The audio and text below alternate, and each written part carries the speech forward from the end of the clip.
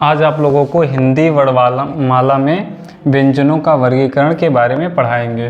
तो इधर हमने कुछ वर्ड लिख रखे हैं, बाकी आगे लिख लिख के पढ़ाएंगे। तो का वर्ग जो तुम्हारा ये इनको बोलते हैं का वर्ग, जो पहला अक्षर उसी के नाम से, उसमें जितने भी अक्षर हैं का खा गा घांगा 5 हैं, तो उनको इस क्या बोलते हैं, इसको का वर्ग बोलते हैं। फिर चा वर्ग, टा वर्ग, ता वर्ग, पा वर्ग। तो का वर्ग का उच्चारण कहाँ से होता है? कंठ से होता है। का वर्ग का उच्चारण कहाँ से होता है? कंठ से होता है। चा वर्ग का उच्चारण तालव्य से होता है और टा वर्ग का उच्चारण तुम्हारा मूर्धन्य से होता है। टा वर्ग का उच्चारण मूर्धन्य से और ता वर्ग का उच्चारण दंत से। पा वर्ग का उच्चारण कहाँ से होता है? ओठ से, ओष्ठ।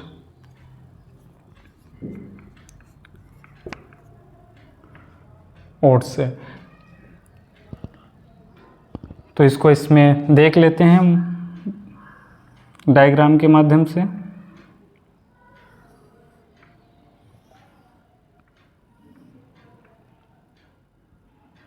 ये तुम्हारा गला है। तो का वर्ग जो तुम्हारा उच्चारण कहाँ? गले से, कंठ से, कंठ। और तालव्य, यहाँ पे तालु है तुम्हारा, लव्य, तालु उच्चारण होता है। मूर्धन्य, ये जो लाइनिंग वाला पार्ट यहाँ पे दे रखा, उसके बाद इसे क्या कहते हैं? मूर्धा। और तुम्हारा दंत, यहाँ पे आगे दांत है, ये दंत है। और फिर तुम्हारे क्या आ जाएंगे? ओट्स। तो ये हमारा गला है। यहाँ से का वर्ग का उच्चारण होता है, का खा गा घा अंगा। और चा वर्ग का उच्चारण, फिर जो चिकना वाला पार्ट है उसे तालु कहते हैं, गले के ऊपर अंदर मुख के। तो उसे वहाँ से चा छा जा झा यहाँ का उच्चारण होता है। और टा वर्ग का उच्चारण, जो लाइनिंग वाला पार्ट, उसे मूर्धा कहते हैं। वहाँ से टा ठा डा ढा अड़ा या टा वर्ग का उच्चारण होता है। उसके बाद दांत आते हैं, जो हमने बताया यहाँ पे। तो ता था दा धा ना का उच्चारण कहाँ से होता है? दंत से।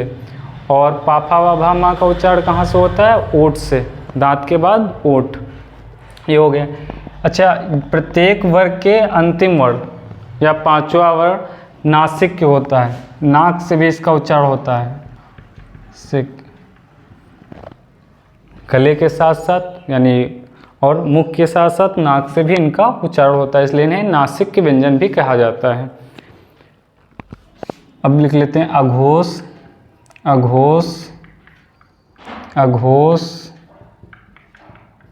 सघोष, सघोष, सघोष।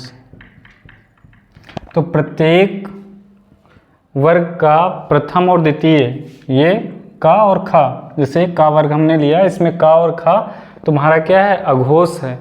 बाकी सब क्या है? गा घा अंगा सघोष है। तो हम याद रखेंगे अघोष सघोष, बाकी सब सघोष। फिर उसके बाद अल्प प्राण, अल्प प्राण, महाप्राण, अल्प प्राण, महाप्राण, अल्प प्राण। यही क्रम चलता है। पहले वाला जो पंक्ति है प्रत्येक वर्ग का, वो क्या है? अल्प प्राण है। प्राण का मतलब होता है वायु या श्वास, जिसमें हमें कम श्वास की ज़रूरत होती है उच्चारण में, उसे अल्प प्राण कहते हैं। जिसमें ज़्यादा श्वास की ज़रूरत होती है उसे महाप्राण कहते हैं। तो इसमें का में उच्चारण में कम श्वास की आवश्यकता होती है, इसलिए अल्प प्राण।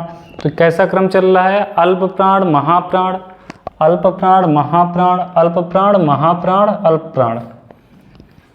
अब इसके बाद आता है तुम्हारा या रा ला वा, या रा ला वा। तो ये क्या है? सघोष हैं, सघोष। और अल्प प्राण हैं, अल्प प्राण। अर्ध स्वर हैं, अर्ध स्वर। और अंतस्थ व्यंजन, अंतस्थ व्यंजन। तो यार अलावा को सघोष हैं, चारों वर्ण अल्प प्राण हैं और अर्धस्वर भी कहे जाते हैं और अंतस्थ व्यंजन होते हैं। इसमें या का उच्चारण कहाँ से होता है तुम्हारा? तालव्य से। या का उच्चारण कहाँ से होता है? तालव्य से। रा और ला का उच्चारण कहाँ से होता है? वत्सर्य से। और वा का उच्चारण कहाँ से होता है? दंत ओष्ठ से।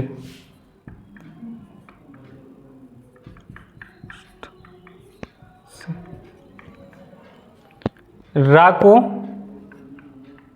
तो या का उच्चारण कहाँ से? तालव्य से। रा का उच्चारण, रा और ला का उच्चारण कहाँ से होता है? वत्सर्य से। वा का उच्चारण कहाँ से होता है? दंत ओष्ठ से। ला को तुमको, रा को लुंठित व्यंजन और ला को पार्श्विक व्यंजन कहते हैं।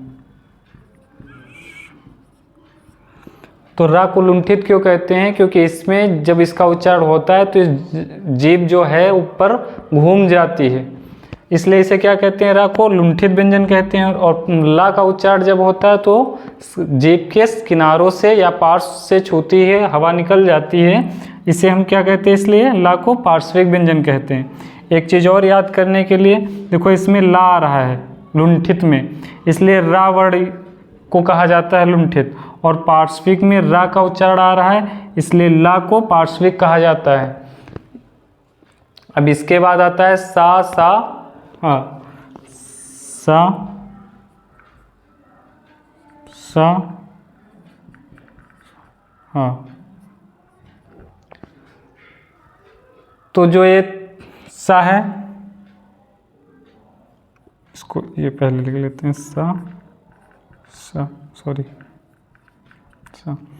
इसको कहाँ, इसका उच्चारण कहाँ से होता है? तालव्य से। तालव्य। इसका उच्चारण कहाँ से होता है? मूर्धा से। और इसका उच्चारण कहाँ से होता है? वत्सर्य से। वत्सर्य से। अच्छा, वत्सर का मतलब क्या होता है? दंत और मसूढ़ा। दंत मसूढ़ा।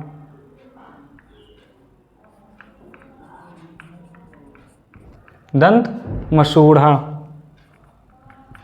यानी वत्सर का दांत और मसूड़े के पास से इसका उच्चारण होता है सा का। हा का उच्चारण कहाँ से होता है? स्वर तंत्रियों से। स्वर तंत्रियों से, इसलिए इसे क्या कहते हैं? काकल्य भी कहते हैं। हा को काकल्य व्यंजन भी कहते हैं। अब इसमें देखिए, ये कौन से अल्प प्राण होते हैं कि महाप्राण? तो ये महाप्राण होते हैं, महाप्राण। और ऊष्म संघर्षी, ऊष्म संघर्षी, ऊष्म संघर्षी, ऊष्म संघर्षी व्यंजन कहे जाते हैं। सा, सा, सा, हा। अब इसके बाद आते हैं तुम्हारे, हटा लेते हैं,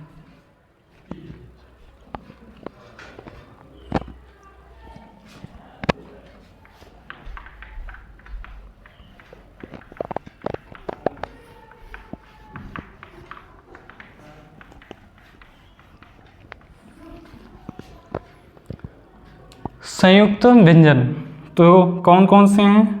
छा तुम्हारा, त्रा, छा, त्रा, ज्ञा और स्रा। ये चार व्यंजनों को क्या कहा जाता है? संयुक्त व्यंजन। संयुक्त व्यंजन।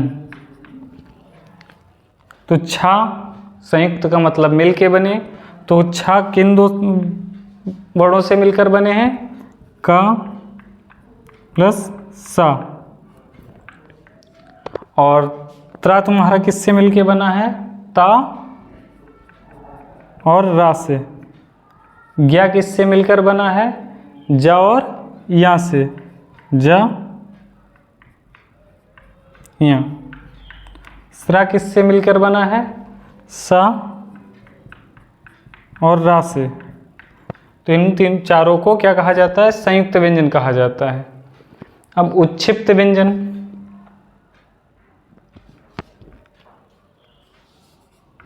उच्छिप्त व्यंजन,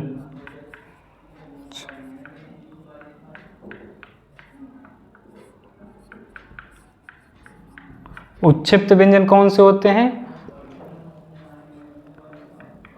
ड़ा ढा, ये दो तुम्हारे क्या हैं? उच्छिप्त व्यंजन है। उच्छिप्त व्यंजन में जीभ ऊपर उठकर झटके के साथ नीचे आती है। उन वर्णों को क्या कहते हैं? इनके उच्चारण में जीभ ऊपर उठकर झटके के साथ नीचे आती है, इसलिए इन्हें क्या कहा जाता है? उच्छिप्त व्यंजन कहा जाता है। अच्छा, एक फैक्ट लिख लेते हैं। हिंदी शब्दकोश में, हिंदी शब्दकोश में, हिंदी शब्दकोश में आ यानी अन, आ वर्ण से पहले, आ वर्ण से पहले, हिंदी शब्दकोश में अन वर्ण जो तुम्हारा है आ वर्ण से पहले और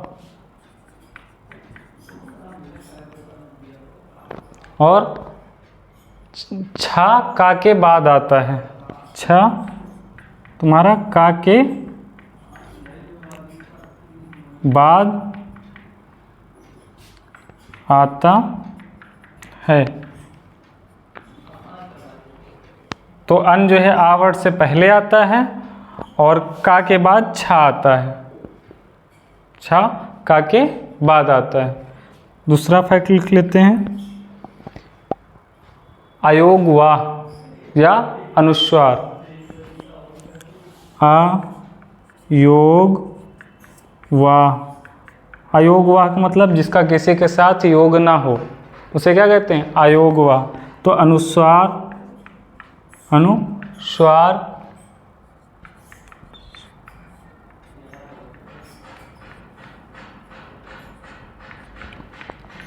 और विसर्ग, अनुस्वार और विसर्ग दोनों स्वर भी हैं, दोनों स्वर भी हैं और व्यंजन भी हैं। तो ये स्वर और व्यंजन दोनों की तरह प्रयोग होते हैं, इसलिए इन्हें क्या कहा जाता है? अयोगवाह। ना स्वर में ही इनको रखा जा सकता है ना व्यंजन में। तो आचार्य किशोरी दास वाजपेयी ने इन्हें किसने कहा अयोगवाह? तो आचार्य किशोरी दास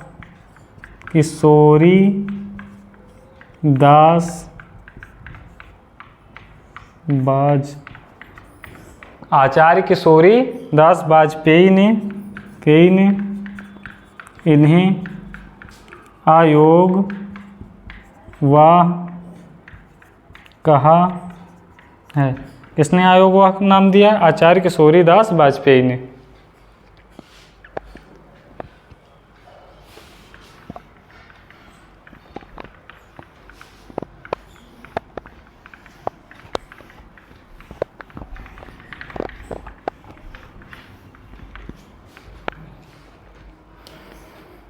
अब व्यंजन का द्वित्व क्या होता है? तो व्यंजन द्वित्व, तो व्यंजन द्वित्व क्या होता है? जब समान व्यंजन संयुक्त होते हैं, जब समान व्यंजन संयुक्त, जब समान व्यंजन क्या करते हैं? मिलते हैं, संयुक्त होते हैं, जब समान व्यंजन संयुक्त होते हैं तो व्यंजन द्वित्व कहा जाता है। तो व्यंजन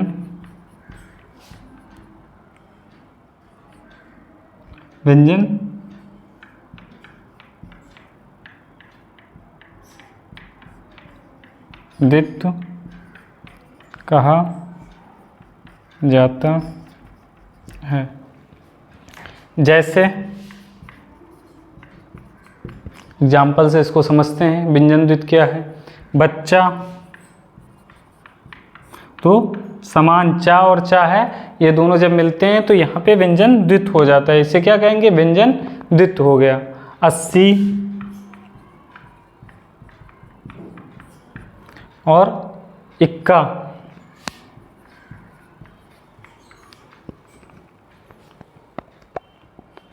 अब फैक्ट लिख लेते हैं।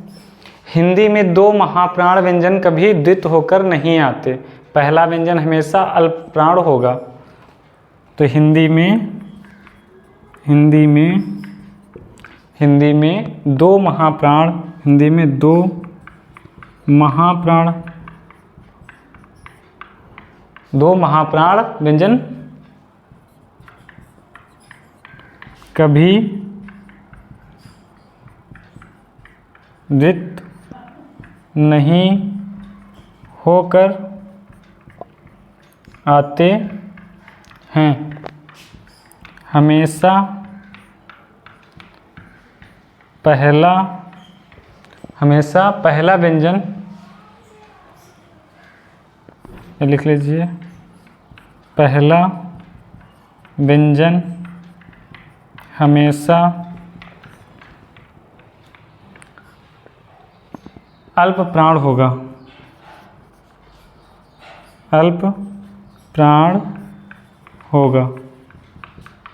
जैसे एग्जाम्पल से इसको समझते हैं। पत्थर,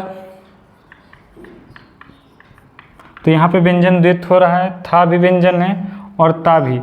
तो इसमें जो है ता तुम्हारा अल्प प्राण है, था तुम्हारा क्या है, महाप्राण है। तो पहला हमेशा क्या होगा, अल्प प्राण होगा। पत्थर और अच्छा,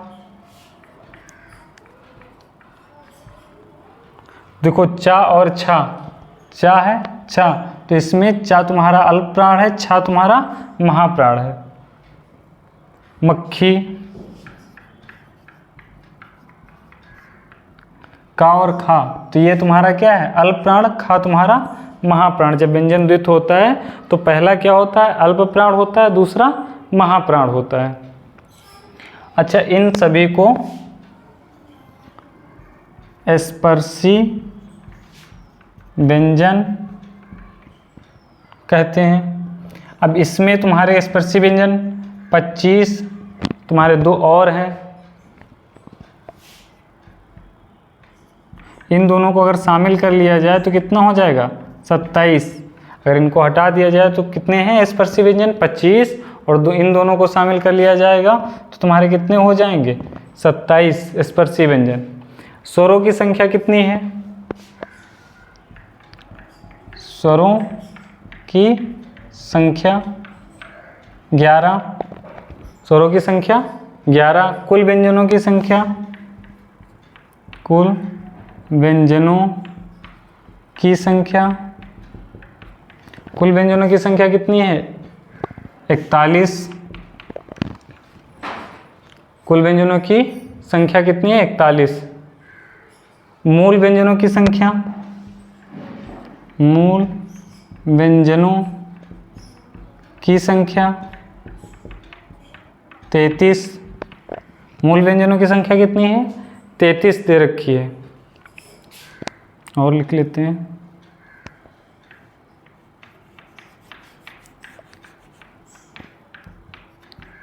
हिंदी, जो हिंदी भाषा की वर्णमाला में, हिंदी भाषा की वर्णमाला में, हिंदी भाषा की वर्णमाला में 52 वर्ण हैं। कितने वर्ण हैं, 52 वर्ण हैं।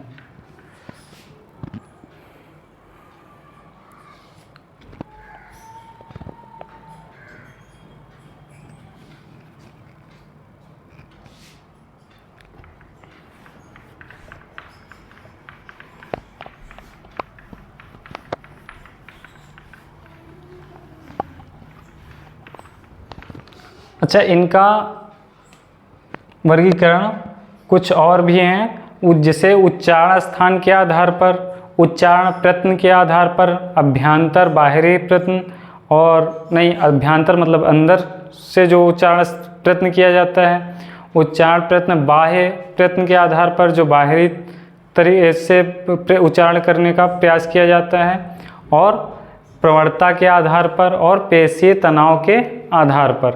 तो 5 प्रकार से और किया जा सकता है। तो उच्चारण के स्थान के आधार पर, उच्चारण के स्थान के आधार पर वर्गीकरण कैसे किया गया है। तो उच्चारण के स्थान के आधार पर स्वर यंत्रमुखी, पहला है स्वर यंत्रमुखी। हमने इसको बाद में इसलिए पढ़ा क्योंकि जो ये पहले हमने बताया इसी से संबंधित है। तो स्वर यंत्रमुखी काकल्य, अभी हमने काकल्य किसको बताया था, हा को। फिर दूसरा आ जाता है तुम्हारा, इसको पहला डाल लो, इसको रोमन में डाल लो।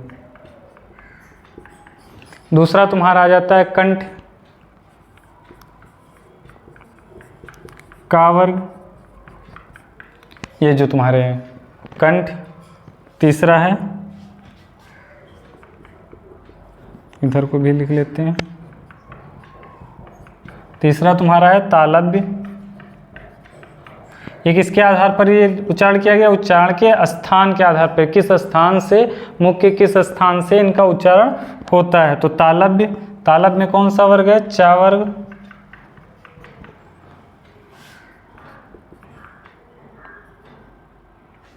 फिर तुम्हारा आएगा मूर्धन्य,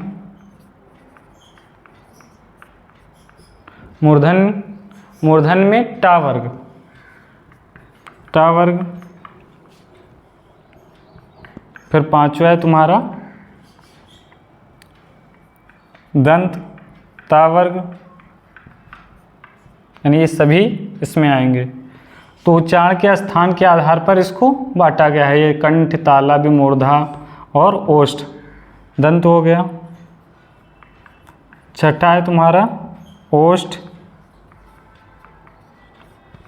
इसमें पा वर्ग।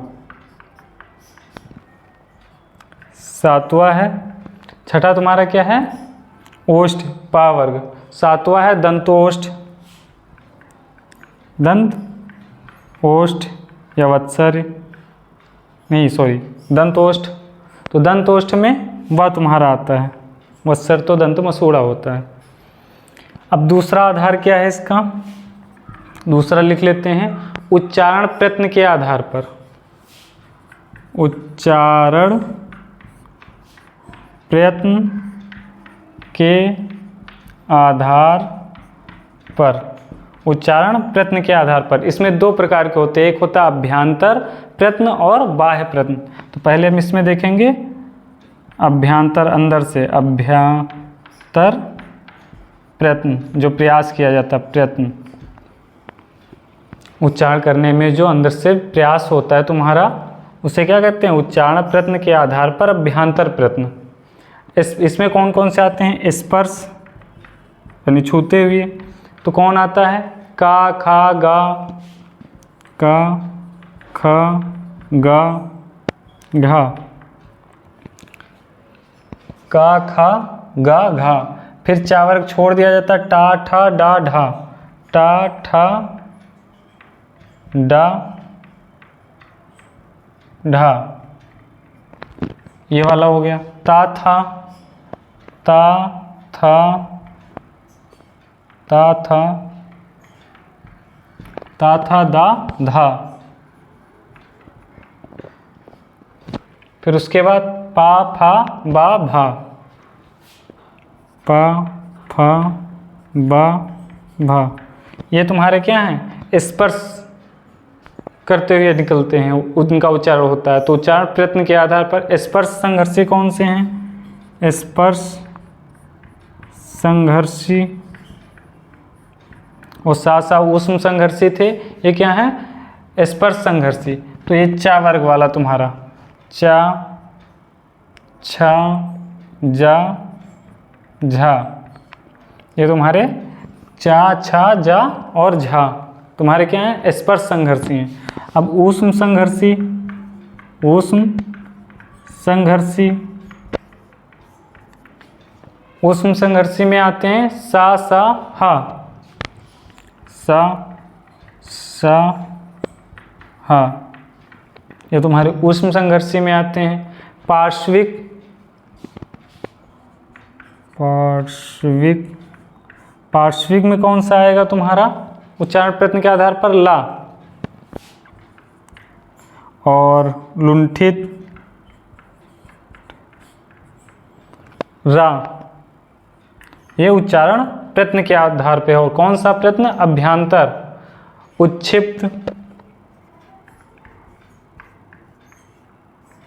उच्छिप्त, उच्छिप्त, उच्छिप्त में कौन से आते हैं तुम्हारे हाँ। और अंतस्थ या अर्ध स्वर में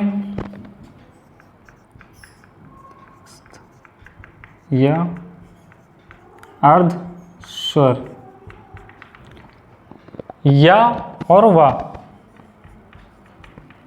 तुम्हारे अंतस्थ या अर्ध स्वर में आते हैं। अनुनासिक में कौन कौन से आते हैं? इधर लिख लेते हैं, अनुनासिक, तो ये अंतिम वाले। ये सब उच्चारण जो तुमने ये बांटा है इनको, तो उच्चारण प्रयत्न के आधार पर अभ्यांतर प्रयत्न के अनुनासिक,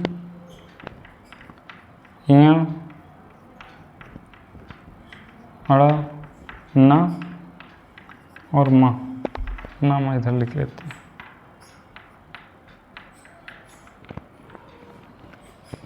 तो हमने दो बताया, उच्चारण के स्थान के आधार पर का, कंठ, तालव्य, मूर्धन, दंत, ओष्ठ, और उच्चारण प्रयत्न के आधार पर स्पर्श, स्पर्श संघर्षी, ऊष्म संघर्षी, पार्श्विक, लुंठित, उच्छिप्त, अंतस्थ, अर्धस्वर या अनुनासिक। अब देखते हैं बाह्य प्रयत्न के आधार पर। अभ्यांतर हमने बताया, अब बाह्य प्रयत्न।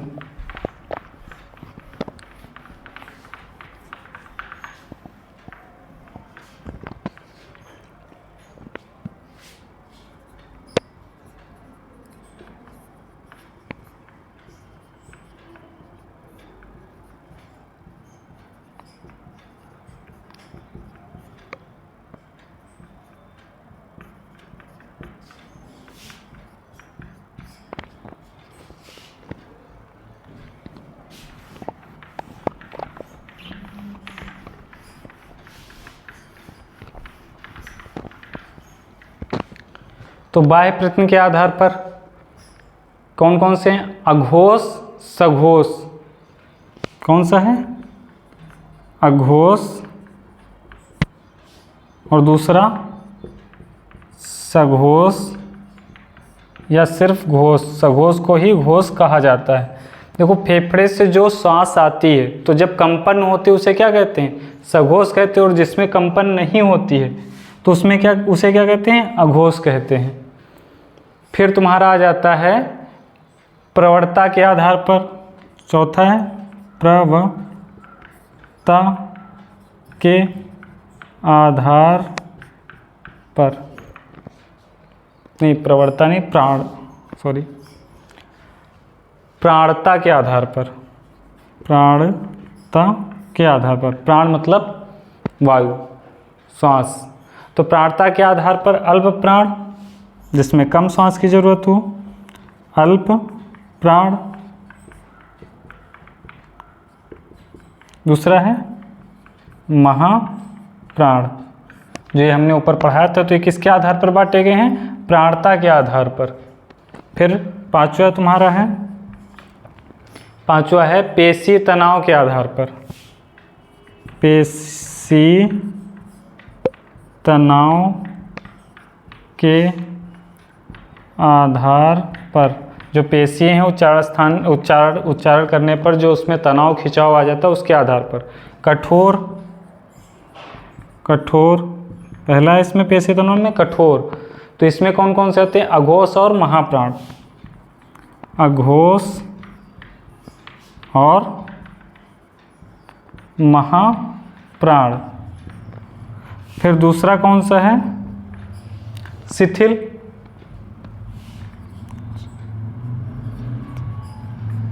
मतलब ढीली पड़ जाए जब पेशी। घोष एवं अल्प प्राण, घोष या सघोष एवं अल्प प्राण। तो ये हमने व्यंजनों का वर्गीकरण के बारे में पढ़ा दिया है। अब स्वर का वर्गीकरण के बारे में अगले वीडियो में पढ़ाएंगे।